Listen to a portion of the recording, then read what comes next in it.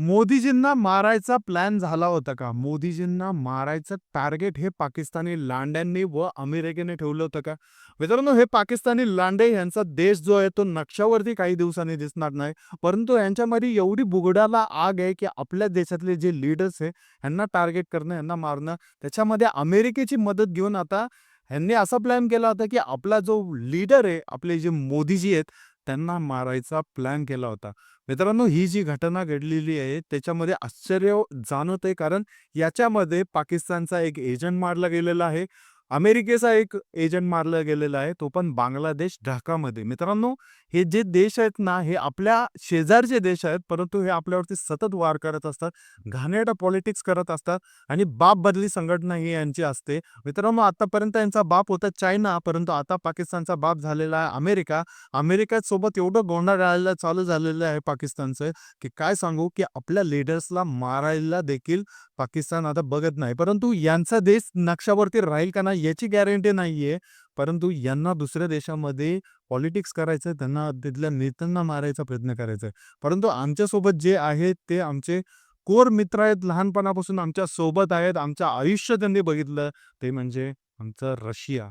Russia आमच्या सोबत आहे. तुम्ही कितीही कूटनीती करा, कितीही घाणेरडापणा करा, हा सोव्हिएतचा देश जो आहे तो आमच्या प्रत्येक शब्दामागं ठामपणे उभा आहे आणि आम्ही पण त्यांच्या सोबत आहे. आम्ही त्यांच्या मैत्रीसोबत आहे. याचं उत्तम उदाहरण आता रशियानेच दिलेलं आहे. मित्रांनो, मोदीजींना मारण्याचा प्लॅन हा अमेरिकन CIA एजन्सीने केला होता. त्यांचा एक एजंट पाठवला होता आणि हा एजंट ढाकामध्ये स्टेला होता मित्रांनो. त्यानंतर तो SCO समिटसाठी जाणार होता. मित्रांनो, जपानमध्ये SCO समिटसाठी मोदीजी गेले होते. व्लादिमीर पुतिन जे आहेत रशियाचे राष्ट्राध्यक्ष, त्यांना एक खबर लागली होती त्यांच्या एजन्सी थ्रू, की मोदीजींवरती हल्ला होऊ शकतो, त्यांना मारण्यात येऊ शकतं या समिटमध्ये. मोदीजींची चक्क 10 मिनिटं त्यांनी वाट बघितली. त्यांना स्वतःच्या गाडीमध्ये पिकअप केलं. दोघांमध्ये 50 मिनिटं चर्चा झाली. त्याच्यानंतर समिटला त्यांनी समिट अटेंड केलं. त्यानंतर त्यांनी मित्रांनो मोदीजींची पूर्णतः काळजी घेतली. याच्यामध्ये रशियनची जी सिक्युरिटी एजन्सी आहे त्यांनी व भारताची सिक्युरिटी एजन्सी आहे यांनी या दोघांनी प्लॅन केला आणि मित्रांनो ढाकामध्ये बसलेले जे हे भडवे आहेत, यांना भडवे म्हणलं तरी चालेल मित्रांनो. पाकिस्तानी भडवे आणि अमेरिकेचा भडवा. मित्रांनो, जॅक्सन हे याचं नाव, याला मारून टाकलेलं आहे. RNWचा प्लॅन होता का रशियन सिक्युरिटी एजन्सीचा प्लॅन होता हे अद्याप समोर आलं नाही. कसा प्लॅन घडला, काय घडला हे कुणालाच माहिती नाही.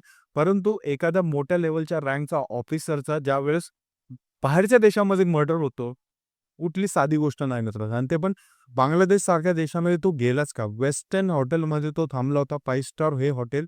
मित्रांनो, तिथं काही लोकं आले आणि त्याला मारून टाकलं. त्या दिवसानंतर सेकंड डेला परत पाकिस्तानचा जो एजंट आहे, जो याला मदत करत होता, त्याला देखील मारून टाकण्यात आलं होतं.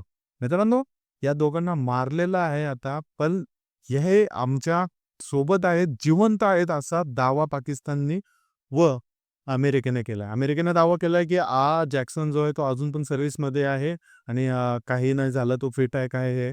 परंतु त्या जॅक्सनला समोर आणून त्याने असं दाखवलं पण नाही, की हा खरंच जिवंत आहे. मित्रांनो, त्याच्या लिव्हिंग प्रोफाइल असेल यांसारख्या गोष्टी ज्या आहेत त्या ॲक्टिव्ह दाखवल्या, जेणेकरून लोकांमध्ये एक भ्रम पसरला पाहिजे, की हा मेलेला नाहीये. परंतु तसं बघितलं तर मित्रांनो त्याला एन्काउंटरमध्ये मेला तो. कोणी मारला, काय मारलं हे कळलंच नाही. मित्रांनो, याच्यामध्ये ज्यांनी मारलं त्याचं नाव पण माझ्याकडे आहे, पण आपण ते डिक्लेअर करू शकत नाही, की ह्यानेच मारलेलं आहे. पण मी एवढं सांगू इच्छितो, मित्रांनो, आपल्या मित्र राष्ट्रांनी मिळून आणि आपण मिळून काहीतरी एक ऑपरेशन केलं, त्याच्यामध्ये याचा जीव गेलेला असेल मला असं वाटतंय. त्यामुळे मित्रांनो, हा जो बांगलादेशमध्ये जो बसलेला जॅक्सन आहे आणि त्याचा जो साथी आता पाकिस्तानने त्यांचा जो मित्र झालेला आहे, या दोघांना उडवण्यात आलेला आहे, मारून टाकण्यात आलेलं आहे.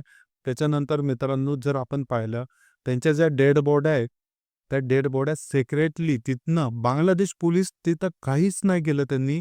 इथं ज्यावेळेस मर्डर झाला, त्या हॉटेलमध्ये अचानक बॉडी ॲज इट इज ठेवली होती.